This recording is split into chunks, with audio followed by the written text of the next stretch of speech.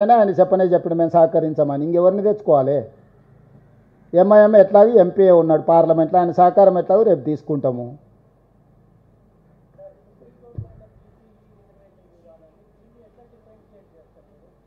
Supreme court పరిధిలో ఉన్న చట్టం చేస్తే సుప్రీంకోర్టు ఎందుకు అడ్డం వస్తుంది?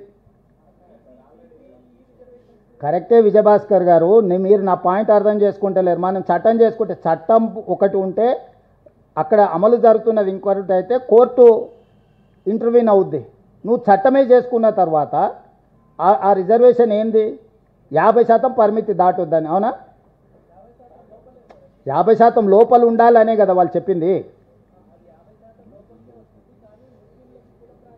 అదే చెప్తున్నా, అదే అట్లాంటి ముస్లిం రిజర్వేషనే లేదు, అదే చెప్పిండ్రు వెనుకబాటుతనమని. 50% అనే పరిధి కూడా దాటిపోయింది. ఈడబ్ల్యూఎస్ రిజర్వేషన్ 10% ఎప్పుడైతే ఇచ్చారో మీరు చెప్పిన 50% అనే సూత్రమే వర్తించదు. 50% అనే మూల సూత్రం ఏదైతే ఉందో అది కాలం చెల్లిపోయింది. ఎప్పుడైతే పార్లమెంట్లో ఈడబ్ల్యూఎస్ 10% రిజర్వేషన్ ఇచ్చిందో ఆ 50%కి 10% తోడైంది. ఆల్రెడీ 60% రిజర్వేషన్ అమలు జరుగుతుంది. కాబట్టి ఈరోజు 50% లోపల ఎస్సీ ఎస్టీలు తీసేసి మిగిలింది ఓబీసీలకు ఇవ్వాలనేది. ఆ ఓబీసీలలో 4 క్యాస్ట్ల బదులు 5 అయినాయి, 5 వర్గాలు అయినాయి, ABCDE. చెయ్యొచ్చు, ఎవరైనా చేయొచ్చు, కోర్టులో ఉంది. దాన్ని మనమేం చేస్తాం? అపోహలు ఉంటాయి కొన్నిసార్లు, మీరు చాలా విషయాలలో అపోహలు ఉంటాయి. ఆ అపోహలలో వాళ్ళు కోర్టు డిసైడ్ చేస్తారు, మనమేం చేస్తాం దానికి? ఆల్రెడీ కోర్టుకు సబ్జూడిస్ అయిన ఇష్యూస్లో మీరు మాట్లాడడానికి ఏం లేదు, నేను మాట్లాడడానికి ఏం లేదు. కొంతమంది వితండవాదులు ఎప్పుడు కొన్ని వాదిస్తుంటారు, దాన్ని కోర్టే జవాబు చెప్తుంది. మీరు చెప్పలేరు, నేను చెప్పలేరు.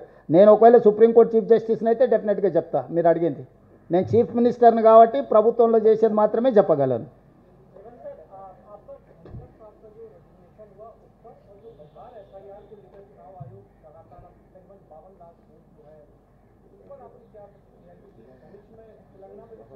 नहीं, जो धनखड़ जी का रिजिग्नेशन अब किस लिए किया मुझे पता नहीं, वो अनफॉर्चुनेट.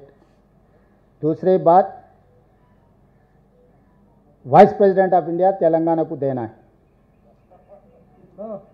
क्योंकि पिछले बार हमारा वेंकैया नायडू था, राष्ट्रपति बनाने के लिए चर्चा हुए, उनका अन्याय किए, वापस भेज दिए दिल्ली से, घर खाली करवा दे के तेलुगु भाषा बोलने वाले को आप घर वापसी कर दिए.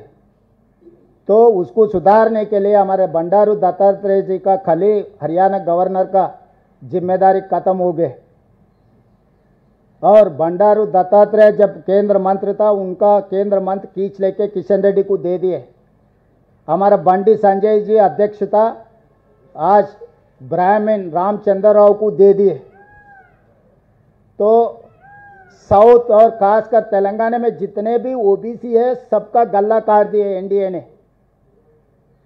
सो 100 खून माफ करने के लिए दत्तात्रेय जी को वाइस प्रेसिडेंट बनाया तो ठीक रहता है, क्योंकि तेलंगाना को आप इतना अन्याय नहीं कर सकते. देश में हिंदी के बाद दूसरी भाषा तेलुगु ज़्यादा बोलने वाले, पहला हिंदी है, दूसरा तेलुगु है, तीसरा बंगाली है. तो साउथ पर्टिकुलर तेलुगु हमारे लोगों को अन्याय किए. मैं एनडीए सरकार से ये डिमांड कर रहा हूं, क्योंकि ओबीसी का चर्चा बहुत तेजी से चल रहा है. ओबीसीओं का केंद्र मंत्री था दत्तात्रेय, गला काट दिए. बंडी संजय जी अध्यक्ष था, उनका भी गला काट दिए. तो इसीलिए दत्तात्रेय जी को अगर वाइस प्रेसिडेंट बनाया तो थोड़ा बहुत आपका गुनाह कुछ माफ हो जाएंगे. అది నాకు తెలీదు. నేను తెలంగాణ ప్రజల తరఫున ఒక ఓబీసీకి న్యాయం చేయాలి, దత్తాత్రేయ గారికి న్యాయం చేయాలని చెప్తున్నా. అప్పుడు భారతీయ జనతా పార్టీ ఎన్డీఏ ప్రభుత్వము యూపీఏ పక్షాలను సంప్రదించినప్పుడు అప్పుడు పార్టీ నిర్ణయం తీసుకుంటుంది. పార్టీ నిర్ణయాలను ఎన్డీఏ కూటమి నిర్ణయాన్ని ప్రకటించడానికి నేను ఇక్కడ లేను. తెలంగాణ ప్రజల పక్షాన తెలంగాణకు ప్రాతినిధ్యం ఉండాలి. ఢిల్లీలో ఎదిగిన మా ప్రాంత నాయకత్వాన్ని కేంద్ర ప్రభుత్వము ఎన్డీఏ పూర్తిగా తలలు కోసేసి నాయకత్వమే లేకుండా చేసే ప్రయత్నం చేస్తున్నారు. ఇది ఒక కుట్ర. ఆ కుట్ర తెలంగాణ ప్రజలు గమనిస్తున్నారు. కాబట్టి దత్తాత్రేయ గారు లాంటి వాళ్లకు వైస్ ప్రెసిడెంట్ ఇస్తే సౌమ్యుడు, అందరు ఆమోదయోగ్యం ఉంది. మొన్నటికి మొన్న ఉన్న గవర్నర్ పదవి కూడా దత్తాత్రేయ గారిని తొలగించిండ్రు. హర్యానాకున్న దత్తాత్రేయ గారు గవర్నర్ పదవి కూడా తొలగించింది కాబట్టి వారికి ఉపరాష్ట్రపతి పదవి ఇవ్వడం ద్వారా తెలంగాణ ప్రజల యొక్క ఆత్మగౌరవాన్ని మోడీ గారు గౌరవించాలని నేను డిమాండ్ చేస్తున్నా.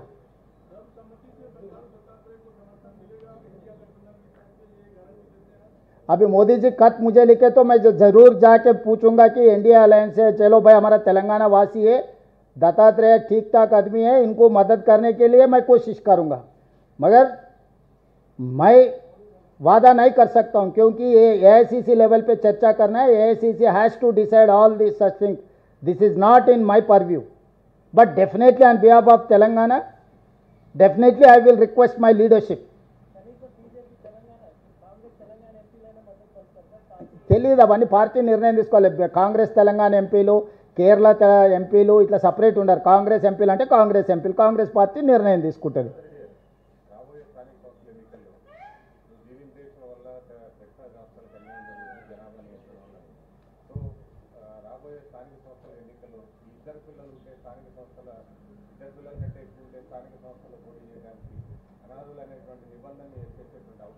ఆలోచన చేద్దాం, సీరియస్గా ఆలోచన చేస్తున్నా.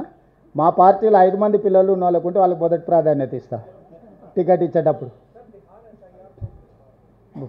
बोलो क्या बोल रहा?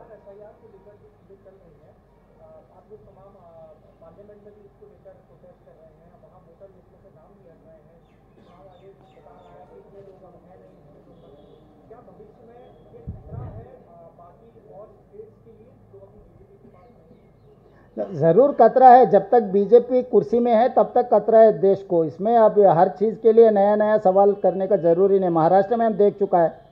आने वाले महाराष्ट्र जो प्लानिंग है, प्रोसेस है, बिहार में अमल करने के लिए कोशिश कर रहा है. जब तक एनडीए सरकार, खासकर बीजेपी सरकार केंद्र में रहेगा तब तक ये देश को खतरा है. इस देश को खतरा से हटाना है तो एनडीए सरकार को हटा देना, ये एक ही इसका सॉल्यूशन. Thank you.